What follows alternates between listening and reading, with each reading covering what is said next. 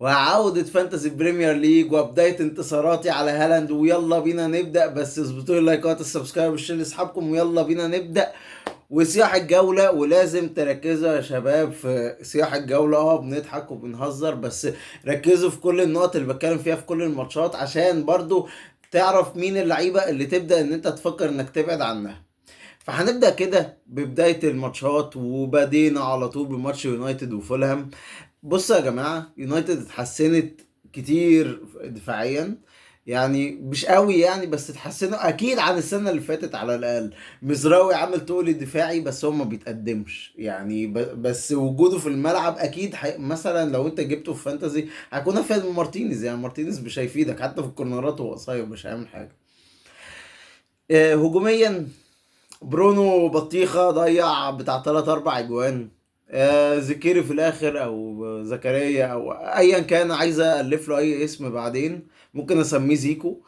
المهم هو ده الواد اللي جاب الجون. جارناتشو ضيع جون يعني، لو بيبي صغير مش هيضيعه، فيعني يخرب بيت ابوه.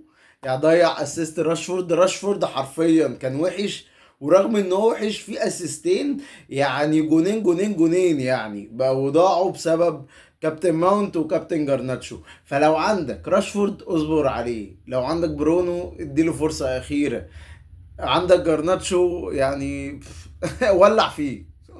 جرناتشو ده يتولع فيه، حتى لو عمل لك الاسيست بتاع الماتش اللي فات. والله انا لو مكان المدرب اصلا ما لعبوش الماتش التاني. فيونايتد طلعوا كلين. خدوا بالكم يا جماعة، فولهام رغم يعني برضو ان يونايتد اتحسنت، مونيز رائع رائع بجد، وكان خطير جدا، وكان ممكن يجيب جونين. سميث رو ما كانش موجود في الدنيا. روبنسون يا جماعة ما بيلعبش باك، روبنسون بيلعب وينج حرفيا. بلاقيه كل شوية يتسحب كده من ورا الدفاع ويروح عامل عرضية. مشكلته بس ايه؟ عرضياته بس تتحسن. بس الواد ده خطير جدا جدا جدا، ومهم يكون عندك في الجولة الجاية. ندخل على تاني ماتش على طول، ليفربول ضد ابسويتش تاون. وليفربول عملوا الشوط الاول حرفيا باللعب ده، لو كانوا كملوا عليه طول الموسم الفرقه دي تهبط درجه تانية وش. فرقه لا عارفين يلعبوا ولا عارفين يعملوا اي حاجه، مش عارفين حتى يشوطوا على الجون، مش عارفين يعملوا فرصه اساسا. وابسويتش كانوا اخطر. اليسون صد وعمل معاك احلى وجايب، وانا نصحتك باليسون ما تنكرش الجميل.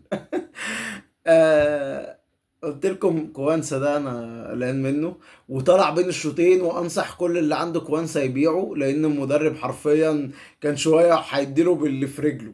يعني هو كان قرفان منه اصلا. فيعني لو طلع اصابه ولا طلع بسبب حاجه تانية، هو كان قرفان منه المدرب، وواضح ان هو ممكن ما يلعبوش تاني، او يلعبوا بقى لما يتزنق. فان دايك كان في ركنيات كتير، بس هو ولا الهوا ولا عمل اي خطوره. ارنولد كان عامل ماتش حلو جدا، بغض النظر برضه ان هو ما يستاهلش الفلوس دي. عمل ماتش كويس جدا، وكان يعني مثلا ضاع عليه اسيستين ثلاثه مثلا.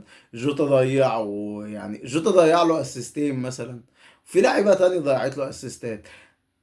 انا بصراحه برضو مش مع سعره، مع انه هو يعني زي ما قلت لكم هو كان من نجوم الماتش بصراحه. يعني ما ينفعش اكذب وانكر واقول عكس الحقيقه يعني. روبرتسون كان تمام. جوتا كان رائع جدا. انا مشكلتي الوحيده مع جوتا ان انا نفسي اضمن ان هو زي صلاح كده، ما يعني المدرب ما يفكرش ان هو يغيره. بس جوتا رائع جدا. يعني جاب جون، ومثلا كان هيجيب جونين كمان. واضح واضح الله اعلم ان المدرب مش مقتنع بنونيز. ندخل على تالت ماتش، وهو نوتنجهام فورست وبورنموث. ويعني بورنموث انا قلت لكم سيمينيو، ما فيش حد في اليوتيوب كله اتكلم على سيمينيو غيري. سيمينيو جاب جون، وسيمينيو خطير جدا جدا جدا، يعني رغم ان الفرقة وحشة جدا برضو، بس هو بيجيب وبيلعب مهاجم وبخمسة ونص في خط الوسط. ويعني في الماتش ده شايط 5 شوط. وفي الناحية التانية نوتنجهام فورست بالفعل دفاعهم اتحسن. وتيركم سيلز هو اللي هيبدأ. في ناس كانوا جايبين ميجيل ده مش عارف ليه. هو الدفاع اتحسن، بس يعني خروج اينا اللي هو لما طلع بدري بسبب الاصابه. وبرده ميلينكوفيتش مش عارف هو كان ايه اللي حصل، بس هو ما كانش موجود في القائمه بتاعه الماتش. ده كان هيظبط لهم الدفاع. فدي عوامل اثرت على الدفاع بتاعهم. بس الفرقه دي يعني اصبر عليها، دفاعيا هيقدروا يظبطوا معاك. هجوميا انا قلت لك وود حلو جدا، جيبس وايت لا حياة لمن تنادي بصراحة. هودسون وده يختار منه. يعني حرفيا الناس بتجيب جيبس وايت بس عشان ضربات الجزاء، يعني مش اكتر من كده. وبورنموث ايدك منها والارض في الدفاع بتاعها، يعني اي حد هيلاعب دفاعها هيحط فيها جوان براحته. ندخل على تالت ماتش رابع ماتش معايا، وهو ارسنال. ومعلش اتاخرت في ماتش ارسنال عشان كنت عايز بس اتكلم عن سيمينيو عشان كان راشق في زوري هنا. ارسنال الكلين الجميل، بس يا جماعه بجد اقلقوا من دفاع ارسنال. ودي من الحاجات اللي ممكن تفكر ان انت تمشيها كمان الجولات الجايه. ماتشاتهم هتبقى صعبه، وهم اصلا طالعين الكلين بالضالين اقسم بالله. يعني قدام ولفرهامبتون المالت اللي هو بنسبه كبيره ممكن تبقى من الهابطين او اقل من اللي بيهبطوا، يعني بينافسوا على الهبوط. والله رايا صادت كتير قوي وعامل احلى وجايب، فيعني ما اعرفش. ساكا عمل ماتش حلو جدا. يعني هو هافرتس عامل ماتش روعه. وانا قلت لك هافرتس ما تستقلش بيه، عشان الناس كانت بتروح ورا نسبة الملكية. الناس مش جايبه هافرتس، مش هجيب هافرتس انا كمان. فهافرتس وساكا عاملين ماتشات حلوه جدا زي ما قلت لك. اوديجارد لا، زي ما قلت لك اوديجارد لا، ومارتينيلي وتروسارد والشله الحلوه دي لا. اوديجارد ولا كانه كان موجود. مارتينيلي يعني لا حياه لمن تنادي، وحش جدا، لاعب وحش جدا. وحتى لو ضامن اساسي عمري ما هفكر ان انا اقول لك تجيبه. دفاعيا انا زي ما قلت لك، انا يعني ما اعرفش الكلين ده جه كده، يعني بالحب وبالدعاء للوالدين مش اكتر يعني.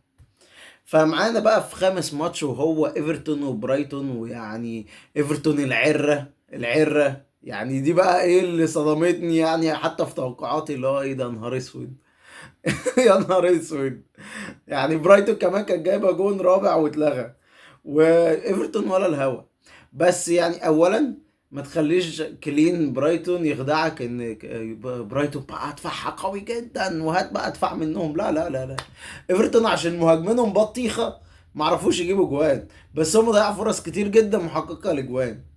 فاوعى تفكر في دفاع من برايتون. هجوم برايتون لسه عايز استنى جوله كمان، عايز اشوف. اشاف الاجوان متوزعه هنا وهنا وهنا وهنا، كله الا البطيخه جواو بيدرو اللي الكل جايبه. انا عمري ما اقتنعت بالولد ده، عمري ما اقتنعت ولا هقتنع بجواو بيدرو. ايفرتون لا حياه لمن تنادي، وواضح ان هم رايحين في داهيه السنه دي يعني. او على الاقل لحد ما بران سويت يرجع، يمكن ربنا ينتع فيهم البركه كده في الدفاع على الاقل. وندخل على الماتش اللي بعديه، نيوكاسل وساوثهامبتون. وحسبي الله ونعم الوكيل في شار. ربنا ياخدك يا شار، ربنا ياخدك يا شيخ. يعني حرفيا دمر الدنيا كلها. اخد كارت احمر من اللا شيء حرفيا. لاعب عمل له كده مش عارف، اداله واحده، راح هو اداله بالروسيه وراح وقعه على الارض. مع اني برضو مش مقتنع قوي انها كارت احمر، بس هو عيل مغفل، عيل تافه. انت تافه يا شار، والله العظيم انت تافه يا حبيبي. انت المفروض يتجاب لك مصاصه كده تقول له ما تلمسنيش. ده حرفيا لاعب مغفل، ضيع نيوكاسل كلها، ضيع. ميرفي ميرفي ما تمشوش دلوقتي، اصبر عليه. هو اتظلم، ده خرج في تلت ساعة يا جدع ولا 25 دقيقة. هيعمل لك ايه فيها؟ وايزاك اتظلم. ناس معظم الناس كابتنة ايزاك كابتنة منطقية، ويعني كتر خير ان هو عمل اسيست في وسط الظروف العجيبة اللي حصلت دي. واوعوا اوعوا تتخدعوا في دفاع نيوكاسل. اوعوا تتخدعوا بيه. والله العظيم هجوم ساوثهامبتون هجوم كحيان كحيان، والله العظيم كحيان. يعني الهجوم ده لو كان محترم والله كانوا هيعبوهم اجوان، بس للاسف. خدوا بالكم الماتشات الجايه مش هتبقى ماشيه كده، مش بالسهوله دي. مع كمان كابتن شار البطيخه اللي مش هيلعب، يعني الفرقه كمان هتلعب من غير شار. مع كمان مدورات التتريبيه، ما كانش بيلعب الماتش اللي فات. انت ضامن يعني ان هو تريبيه خلاص هيقعد على الدكه مش هيرجع يعني عشان ليفرامينتو وهالو والكلام ده؟ لا انا ما اضمنش بصراحه. فانا مش مع فكره لعيبه نيوكاسل خالص. ندخل على الماتش اللي بعديه، وهو ويست هام واستون فيلا. ويست هام يعني قمة التخاذل. المدرب يعني مش عارف والله العظيم انت بتعمل ايه. بيفكرني بحسام بدري اللي هو اللعيبة الجديدة لازم نقعدها سنتين عقبال ما يعني ياخدوا على الفرقة. ما لعبش بس غير باللاعب الارجنتيني ده وكلمه. الفرقه وحشه، وحشه قوي يعني.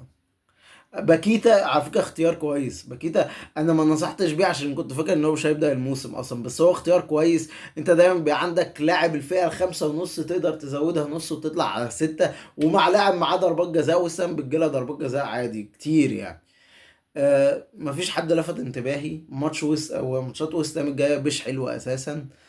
لا انصح بدفاع ولا بهجوم، واستنى عليها، اصبر عليها شويه كده. وندخل على الماتش اللي بعديهم، وهو كريستال بالاس وبرينتفورد. وقبل اخر حاجه بس، واتكنز ولا الهوا، واوعى تفكر تجيبه دلوقتي يعني، هو لسه في غيبوبه حرفيا. استون فيلا لا دفاع ولا هجوم عجبني يعني، ممكن روجرز بس عجبني قوي، واضح ان المدرب مقتنع بيه ولعبه الماتش كله، فواضح ان هو مقتنع بيه، فاختيار كويس جدا. 5 مليون واساسي وجناح او تحت المهاجم، فهيفيدك يعني. وماتشات استون فيلا هتتحسن من الاسبوع الثالث. ندخل بقى على الماتش كريستال باس وبرينتفورد، وخازوق خازوق كبير ومغري لكل اللي جابوا ايزي. انا ما نصحتش بايزي مبدئيا في اي حلقه. ايزي يعني لاعب كويس جدا، جاب جون سليم 100% يعني. انا كلامي ما كانش هيتغير على فكره يعني، اهو انا بعترف لك ان هو جاب جون يعني، كان زمانه دلوقتي كان جايب له مثلا 8 9 اللي انت عايزه. وفي برضو اسيست راح في جون اتلغى. بس ايزي يا جماعة، 90% من يعني هجماته من خطورته فاولات، ضربات جزاء، كورنرات. غير كده يقعد يرقص ويحنكش ومش عارف يعمل ايه. وهو انا بالنسبة لي مش اللاعب المفيد قوي قوي فانتازيا بالشكل الناس يعني بتأفوره على كمية نسبة الملكية الرهيبة اللي جايبينه بيها فيها. يا جماعة انتوا محسسين ان هو الاسطورة ده، تقريبا نسبة ملكيته اعلى من صلاح. انتوا بتقولوا ايه؟ ندخل على ماتش السيتي وتشيلسي. السيتي عقيمة قوي، عقيمة جدا يعني، عارف، في ضربة جزاء اصلا ظلم ما اتحسبتش لتشيلسي، وفي جون اتلغى لتشيلسي رغم ان تشيلسي وحشين. فدفاع السيتي مش افضل شيء، بس الماتش الجاي ابسويتش يعني وعلى ارض السيتي يعني. هجوميا هالاند، قلت لك الفرقه هجوميا بتقل اهو. اللعيبه كلها شبه لعبت كلها يعني، ما عدا مثلا ان فودن ما كانش في افضل مستوياته عشان لسه راجع. بس الفرقه عموما اصلا مش عارفه تخلق فرص. الفرقه دي لو كانت بتخلق فرص وكانت خطيره، والله العظيم كانت ممكن تعبي تشيلسي مثلا 6 7. بس الفرقه فعلا هجوميا بتقل. عشان كده انا ما نصحتش بهالاند. اكيد الماتش الجاي هينفجر عشان دي ابسوتش، لكن بعد كده لا، انت هو ده اخرك من هالاند. اتعود ان انت اخرك جون، جون واسيست بالكتير، جونين بقى ايه في كل فين وفين بتحصل. الا بقى في ماتش ابسوتش يعني، عشان ما تقوليش ابسوتش مش عارف ايه.